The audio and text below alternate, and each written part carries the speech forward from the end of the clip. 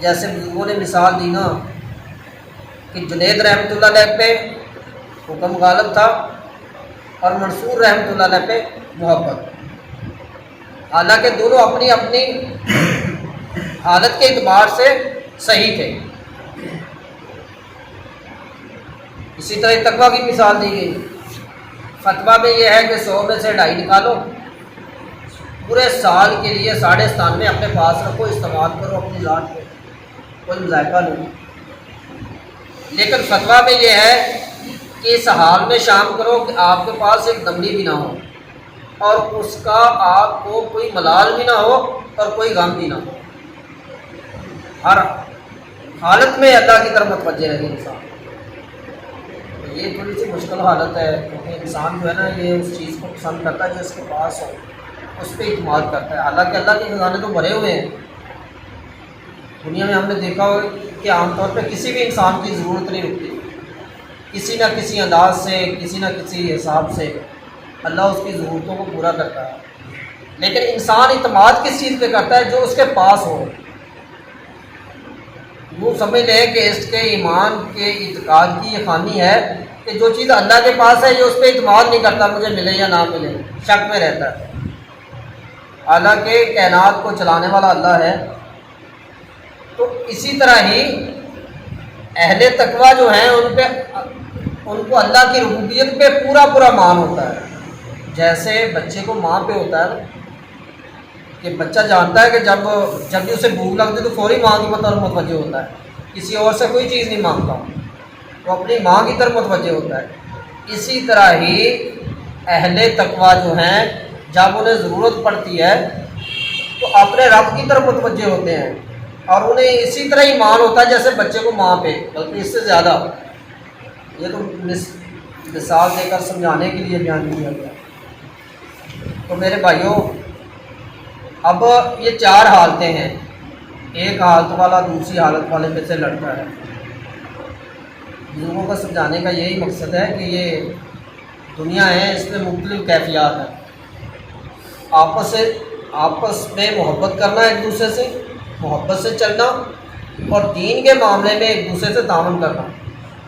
تو ہم یہاں پہ اللہ کے دین اسلام کے لیے جمع ہوئے ہیں، ہمیں ایک دوسرے کا کتے بازو بننا چاہیے۔ یہ جو ماحول ہے نا ہمیں بچاتا ہے برائیوں سے۔ 8 دن بعد ایسے ہی ہے جیسے گاڑی جو ہے نا وہ سروس اسٹیشن پہ گئی نا، جب باہر نکلی تو چمک کر نکلی، صاف ستھری جیسے نئی لے کر آئے ہو۔ تو یہ ایمان کی تجدید کے مرکز ہیں، اہل ذکر کی مجلسیں جو ہیں، انسان جب یہاں سے اٹھتا ہے تو بالکل پاک و صاف، یہاں تک کہ حدیث مبارکہ کے مطابق کہ گناہ نیکیوں میں تبدیل ہو چکے ہوتے ہیں۔ کیسی بات ہے کہ جب لوگ اکٹھے ہوتے ہیں پھر وہ اللہ کا ذکر کرتے ہیں، اور ساتھ شرط بھی لگائی گئی کہ ان کا مقصد بھی اللہ کی رضا ہو، ان کا مقصد بھی اللہ کی رضا ہو۔ پھر وہ بیٹھ کر اللہ کا ذکر کرتے ہیں، تو جب وہ مجلس برخاست ہوتی ہے تو اللہ نے ایک فرشتے کی ڈیوٹی لگائی ہوئی ہے جو یہ ان کو خوشخبری دیتا ہے، اے لوگو جاؤ تم سارے کے سارے بخش دیے گئے، حتیٰ کہ تمہارے گناہ نیکیوں میں بدل دیے گئے۔ یہ کتنی بڑی سعادت کی بات ہے۔ تو ہم 8 دن کے بعد جمع ہو گئے، اس سے ہمیں فائدہ یہ ہوا کہ ہمارے دین میں ایمان میں ترقی ہوئی، ہمارے شوق میں اضافہ ہوا،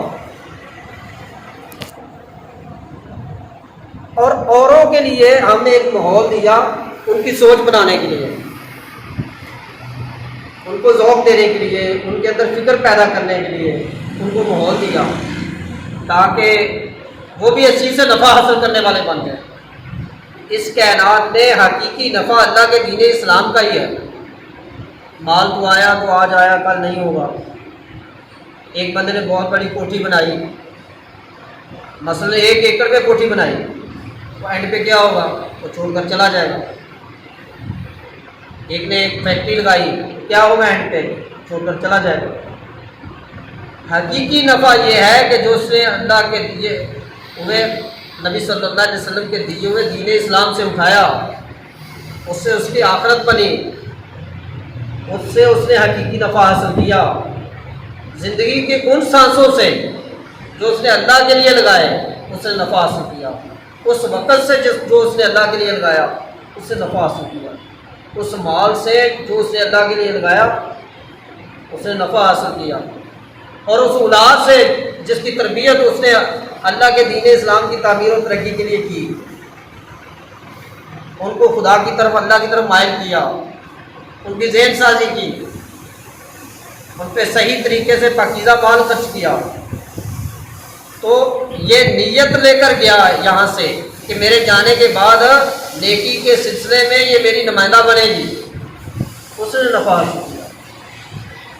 تو اس لیے ماشاء اللہ محنت کرنا، آپ صلی اللہ علیہ وسلم کی فکر کو اپنے سینے میں لے کر چلنا،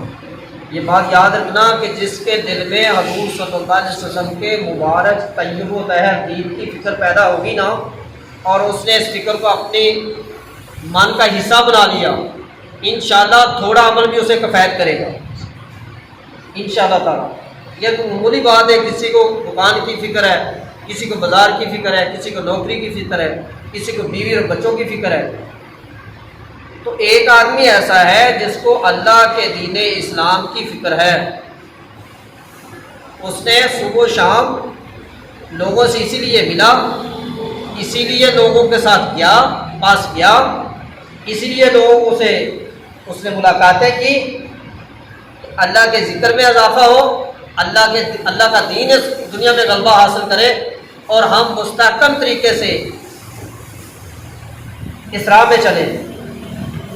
تو عام آدمی کی سوچ کا اور اس کی سوچ کا کتنا فرق ہے، تو دلوں کو سوچ کو دیکھا جائے گا نا، چیرا جائے گا دلوں میں کیا ہے۔ تو میرے بھائی، آپ نے دل میں رسول اللہ صلی اللہ علیہ وسلم کے مبارک طیب و طاہر دین کی فکر پیدا کریں، دنیا کی فکروں کو کم کریں اور دین اسلام کی فکروں کو زیادہ کریں۔ حضور کے صحابہ حضور صلی اللہ علیہ وسلم کے جانے کے بعد چین سے نہیں بیٹھے دنیا میں، آپ کی ظاہری حیات کے بعد صحابہ کرام چین سے نہیں بیٹھے، صبح و شام محنت کی، اس کے بعد اولیاء اللہ آئے، انہوں نے صبح و شام محنت کی، ہر حال میں دین اسلام کو غلبہ دینے کے لیے قربانی دی، کسی بھی حال میں تھے، پیسہ تھوڑا آیا تو پھر کوئی نہیں، اگر زیادہ آیا تو پھر کوئی نہیں، اگر بیمار ہوئے تو پھر بھی چلے، تندرست ہے تو پھر بھی چلے۔ یوں تھوڑی اللہ نے دنیا کے خزانے ان کے سامنے ڈھیر کر دیے، اتنا بڑا ہندوستان ہے، چند اولیاء اعظام آئے، اللہ نے ان کے صدقے پورا ہندوستان اٹھا کر 1000 سال کے لیے مسلمانوں کے پاؤں کے نیچے دے دیا کہ یہ تم اس کے وارث ہو، جیسے مرضی کرو۔ اب ہم اتنے مسلمان ہیں، تو جو حالت ہے وہ صورتحال ہمارے سامنے ہے، وجہ کہ وہ دل رکھتے تھے لیکن اس دل میں درد دل بھی رکھتے تھے۔ ہمیں ایک ہی فکر ہے کہ ہم امیر ہو جائیں، بھئی امیر ہو کے کیا کریں گے، اینڈ تو قبروں میں ہی جائیں گے نا۔ یہ سارے امیر ہونے سے انہوں نے امیر ہو کر کیا لے لیا، ہمارے پاس اتنا قبرستان پڑا ہوا ہے، اس میں بہت سارے امیر پڑے ہوئے ہیں، ان سے پوچھا جائے، جا کر پوچھیں کہ بھئی تم نے امیر ہو کر دنیا سے کیا لیا، تو وہ جواب دیں گے کاش ہمیں دنیا میں ان چیزوں کی کوئی خبر نہ ہوتی، دنیا میں ان کاموں کے لیے، ان چیزوں کو حاصل کرنے کے لیے کچھ بھی نہ کرتے، کاش ہمیں دنیا میں اس بات کا پتہ چل جاتا۔ تو پڑے ہوئے ہیں، کچھ بھی نہیں، امیر ہو کے فیکٹری بھی ادھر چھوڑ گئے، کارخانہ بھی ادھر چھوڑ گئے، اولاد بھی ادھر چھوڑ گئے، کہ جو نا وہ ایسی کارگزاریاں ہیں، جب بندہ مرتا ہے تو اس کی اولاد کی ایسی کارگزاریاں ہیں کہ اس کی کوئی چیز گھر میں رکھنا پسند نہیں کرتے، وہ جس چارپائی پہ وہ سوتا ہے، جس صابن کے ساتھ اسے نہلایا جاتا ہے، جو کپڑے اس نے پہنے ہوتے ہیں، ان کی کوشش ہوتی ہے کہ 1 سیکنڈ میں یہ باہر دے دیں، بھائی چند لمحے پہلے تو وہ آپ کو جان سے پیارا تھا، تو ابھی ہر چیز اس کی باہر تو پھینکی جا رہی ہے، جس سے محبت ہوتی ہے اس کی تو ایک چیز سنبھال کے رکھی جاتی ہے۔ بھائی محبت نہیں تھی، ان کو تمہارے مال سے محبت تھی، اس حصول کے لیے انہوں نے سب کچھ کیا۔ اب آپ جائیں یہ جائز اور ناجائز جو کیا ہے نا، یہ آپ کی گردن پہ گناہ ہے، اسے اس کا کوئی اس سے کوئی معاملہ نہیں۔ ایسی طوطا چشم بے وفا دنیا کے لیے اپنی آخرت برباد کرنا اور سارا مستقبل خربوں سالوں کا اس تھوڑے سے مستقبل پہ لگا دینا، یہ بندے کی کتنی بڑی بدقسمتی ہے۔ اس لیے بھائی دین کے لیے محنت کرنا، لوگوں کو اللہ کی طرف بلانا۔ جس نے 1 روپیہ اللہ کے دین اسلام کی حمایت میں نکل کر اپنی ذات پہ خرچ کیا، کسی پہ نہیں کیا، اپنی ذات پہ خرچ کیا 1 روپیہ اللہ کے راستے میں، اللہ کے دین کی حمایت میں نکل کر، جیسے وہ بھائی منیر صاحب چلے نا ادھر نورے والی سے، تو تیل لگایا نا، جان کو مشقت میں ڈالا، گرم ہوا میں آئے نا، تو کتنے پیسوں کا تیل جلا ہوگا؟ تو 1 روپے کا بدلہ یہ ہے کہ رسول اللہ صلی اللہ علیہ وسلم نے فرمایا کہ 7 لاکھ کا اس کو ثواب ملے گا، 1 روپے کے بدلے 7 لاکھ۔ اور اسی طرح نمازیں جو اللہ کے راستے میں دین کی حمایت میں نکل کر پڑھی، ان نمازوں کا بھی ایسے ہی ہے، خانہ کعبہ میں پڑھے تو 1 لاکھ نماز کا ثواب، اور جو نا وہ مسجد نبوی میں پڑھے تو 50,000 کا، بیت المقدس میں پڑھے تو 25,000 کا، جامع مسجد میں پڑھے تو ہمارے لکھا 500 کا، عام مسجد میں پڑھے تو 70-72 کا، اس سے نیچے آتے جائیں، لیکن اللہ کے راستے میں پڑھیں 49 کروڑ علماء نے لکھا ہے ایسے۔ یہ آپ دیکھیں کہ یہ سب کیا ہے، یہ اللہ کے دین اسلام کے راستے کی برکات ہے۔ تو اس لیے یہ جو چھوٹی سی میں محنت نظر آتی ہے، اس کے اثرات بہت گہرے ہیں، اور جو آدمی اس راستے میں نکلا